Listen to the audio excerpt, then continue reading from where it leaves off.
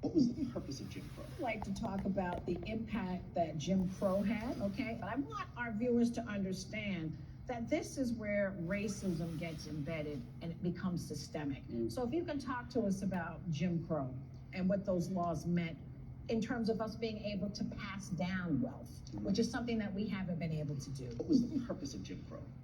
See, we were taught things in silos as opposed to along a continuum, right? So you have emancipation, which is destroying $22 trillion of wealth for the white planter aristocracy. But we also have to remember that they're producing 61% of U.S. export, that's raw cotton. Like, what is the U.S. going to do to put its newly free people back to work? And they need a massive, abundant, fully disenfranchised labor force. It's this thing that we know of as this Jim Crow society, which is really underpinned by this sharecropping context, right?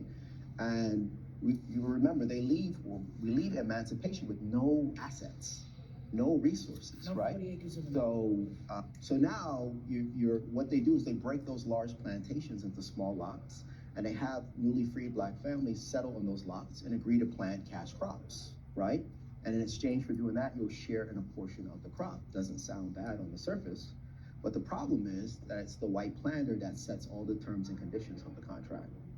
Those families don't have any economic resources. So they've got to lend you the money to buy food, clothes, shelter, tools, the fertilizer, the seed, everything from now to the end of the season, right? At rates north of 70% per annum.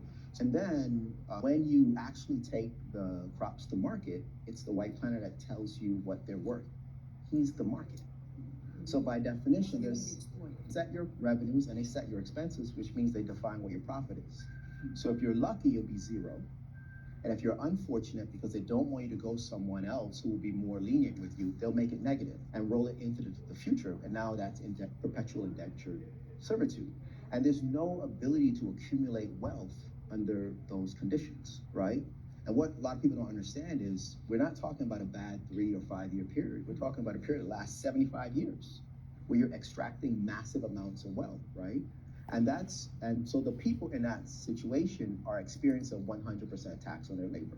It's another form of slavery, which is why they call it slavery by another name, right? So economically, it's devastating, and it lasts for 75 years.